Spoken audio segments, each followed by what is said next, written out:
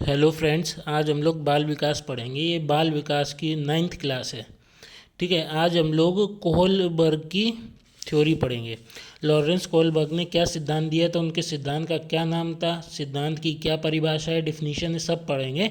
पिछली क्लास में हम लोग ने जो है पिछली क्लास में हम लोग ने लेव वाइगोट्स्की की थ्योरी पढ़ी थी। तो इसको आप जो है मेरे चैनल पे जाके ये वीडियो आप देख लेना। ये 8th नंबर की क्लास है।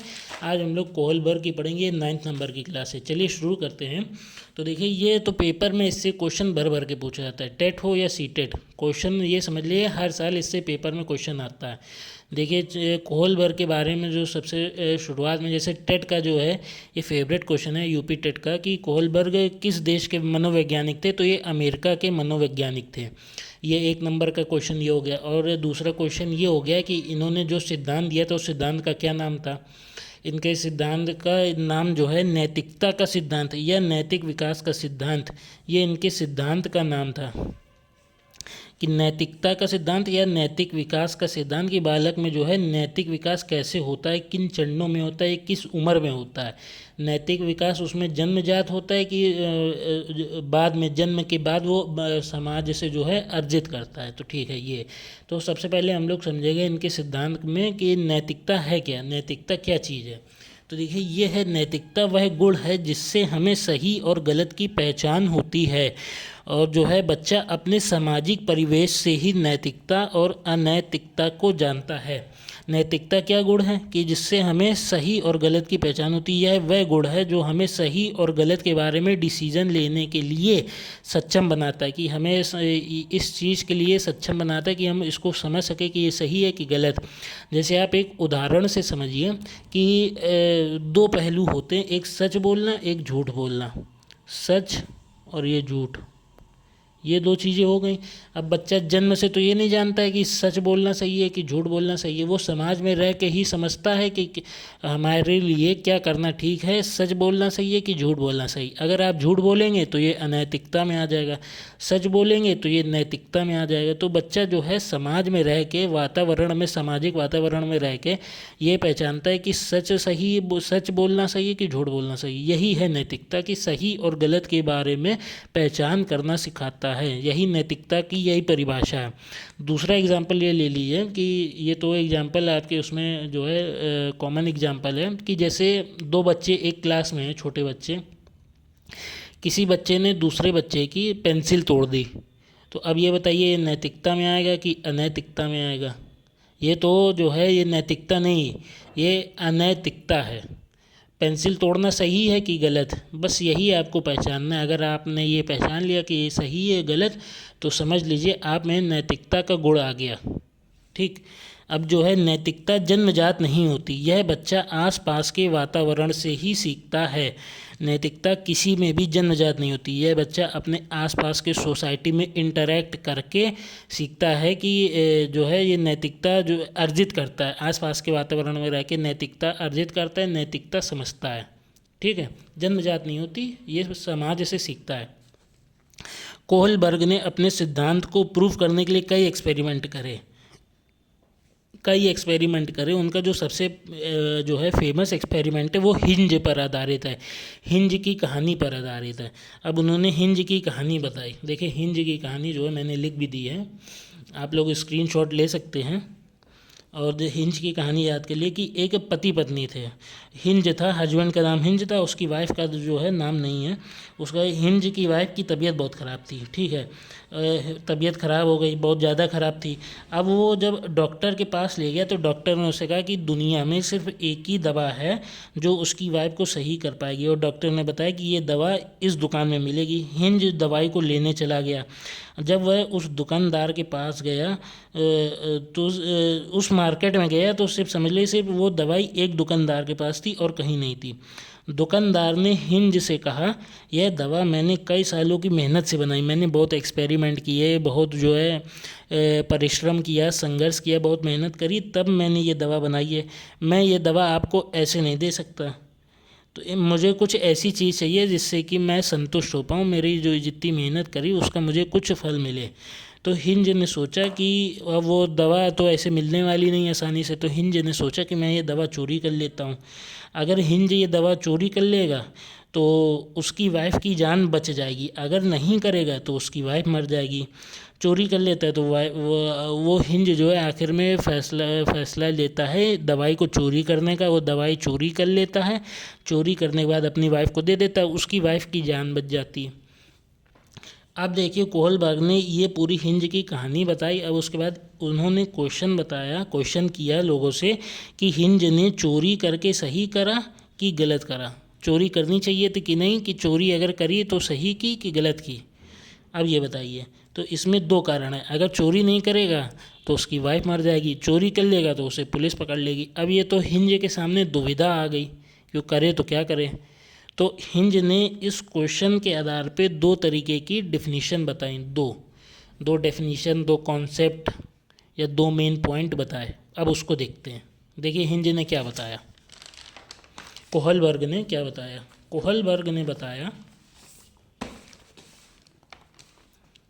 कोहलबर्ग ने बताया ये दो कॉन्सेप्ट या दो पॉइंट या दो इम्पॉर्टेंट फैक्ट, जो भी आप समझ लीजिए। तो कोहलबर्ग ने दो तरीके की डेफिनेशन बताई, मोरल नैतिक दुविधा, नैतिक तर्कणा, कि ऐसी जब सिचुएशन में आदमी फंस जाता है कि अगर वो चोरी मतलब सही और गलत के बारे में फ़ैसला लेने में वो दुविधा में पड़ जाता है, तो इसी के लिए उसने दो तरीके के पॉइंट बताए, एक है नैतिक दुविधा, एक है नैतिक तर्कणा। ये देखिए इंग्लिश लिखी मोरल डायलेमा, इसका मतलब नैतिक दुविधा, मोरल रीजनिंग, नैतिक तर्कणा। सही और गलत, नैतिक दुविधा के बारे में क्या है कि इस नैतिक दुविधा सही और गलत के बारे में डिसीजन ना लेने की स्थिति, जब सही और गलत के बारे में जो है डिसीजन ना ले पाए। हिंज चोरी करेगा तो पुलिस पकड़ लेगी और नहीं करेगा तो उसकी बीवी मर जाएगी।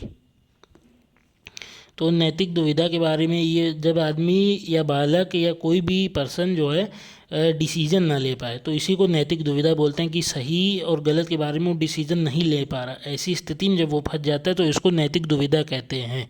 जैसे हिंज के केस में था, अगर वो चोरी करेगा तो पुलिस पकड़ लेगी, नहीं करेगा तो उसकी बीवी मर जाएगी। ये है नैतिक दुविधा। अब नैतिक तर्कणा क्या है, अब इससे आगे का स्टेप है नैतिक तर्कणा। सही और गलत के बारे में डिसीजन लेने में शामिल प्रक्रिया को ही कहते हैं नैतिक तर्कणा। जब आदमी सही और गलत के बारे में फंस जाता है क्या डिसीजन ले, और जब फिर वो दोनों में से कोई एक डिसीजन लेता है तो इसको नैतिक तर्कणा बोलते हैं। सही और गलत में किसी एक को चुनना, जैसे हिंज ने चोरी को चुना, चोरी करना हिंज ने चुन लिया, तो इसी को बोलते हैं नैतिक तर्कणा। अब जो है कोहलबर्ग ने तो अपना सिद्धांत तो दे दिया था, पर अब हर चीज़ की आलोचना तो होती है, अच्छा काम बुरा काम दोनों की आलोचना होती है। तो देखिए कोहलबर्ग के सिद्धांत की आलोचना हुई। आलोचना किसने करी, कैरोल गिलिगन द्वारा। ये भी मनोवैज्ञानिक थी। इन्होंने कोहलबर्ग के सिद्धांत की आलोचना करी।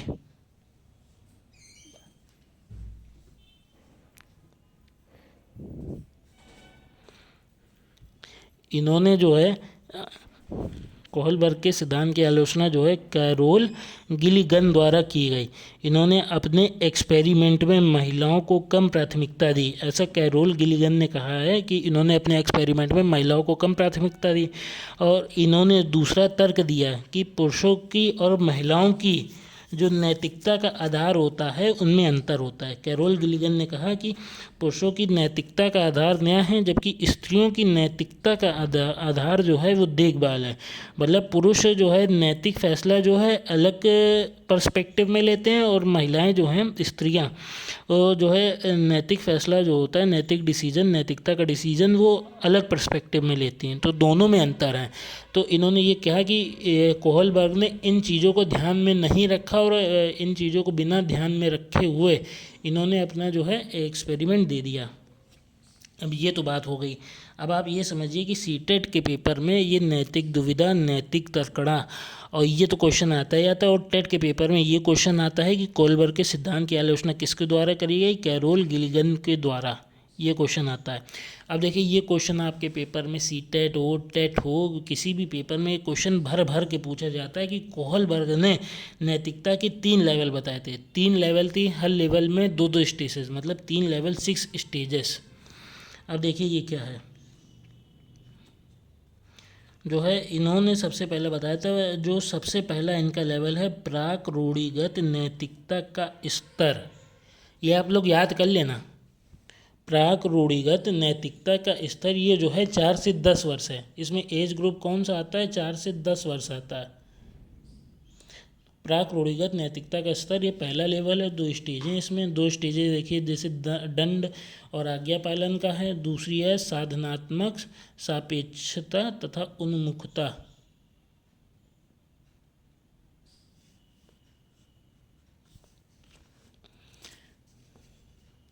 तो देखिए इन्होंने कहा कि इस अवस्था में नैतिकता शून्य होती है। यानी जो है ये तो बिल्कुल समझ लीजिए, ये तो बालक के बारे में बताया गया कि इसमें एज ग्रुप जो है 4 से 10 वर्ष है। इस अवस्था में कहा गया कि नैतिकता शून्य होती है, यानी बच्चों को सही गलत के बारे में कुछ भी पता नहीं होता। इस अवस्था में नैतिक तर्कना दूसरे लोगों के मानकों के अनुसार होती है। मतलब बच्चा सही और गलत के बारे में नहीं जानता, तो वो दूसरों पे डिपेंड रहता है, दूसरों लोगों के नैतिक फैसले के, नैतिक डिसीजन के मानकों के अनुसार ही होता है। दूसरा लोग जो नैतिक तर्कना करते हैं उन्हीं के मानकों के अनुसार जो है ये होता है इसमें। अब इसमें जो है स्टेजेस जो है, पहली स्टेज जो है दंड एवं आज्ञा पालन। इसमें बच्चे की नैतिकता जो है सजा और आज्ञा पालन पर आधारित होती है। तो दंड एवं आज्ञा पालन, बच्चे की नैतिकता सजा और आज्ञा पालन पर आधारित होती है। जब हिंज ने चोरी की तो बच्चे ने सोचा कि अगर वह चोरी करेगा तो उसे सज़ा मिलेगी। हिंज ने चोरी करी तो जब बच्चे ने हिंज की कहानी सुनी तो उसने सोचा कि अगर वो चोरी करेगा तो उसे सज़ा मिलेगी। और जो दूसरा स्टेज है साधनात्मक सापेक्षता तथा उन्मुखता, इस अवस्था को जैसे को तैसा भी कहा जाता है, क्योंकि इसमें जैसा व्यवहार कोई उसके करेगा, वो उसके साथ करेगा, वैसा ही वह खुद भी करेगा। तो मतलब इसमें बच्चा जो है, बालक जो है, ये देखता है कि जैसा व्यवहार कोई उसके साथ कर रहा है तो वैसा ही व्यवहार वो खुद भी दूसरे के साथ करेगा। मतलब जैसे को तैसा, जैसा मेरे साथ हुआ ऐसा मैं दूसरे के साथ भी वैसा ही करूँगा। तो ये हो गया, ये पहले लेवल की 2 स्टेजेस हो गई, दंड एवं आज्ञा पालन। इसमें बच्चा जो है दंड एवं आज्ञा पालन पर उसका ध्यान रहता है। वो हिंज की कहानी सुने तो सोचेगा कि अगर हिंज ने चोरी करी तो उसे सज़ा मिलेगी। और दूसरी स्टेज में क्या है कि जैसे को तैसा, कि अगर मेरे साथ जैसा होगा तो मैं दूसरे के साथ भी वैसा ही करूँगा। ये है। अब देखिए दूसरा देखते हैं, ये रूढ़िगत नैतिकता का स्तर।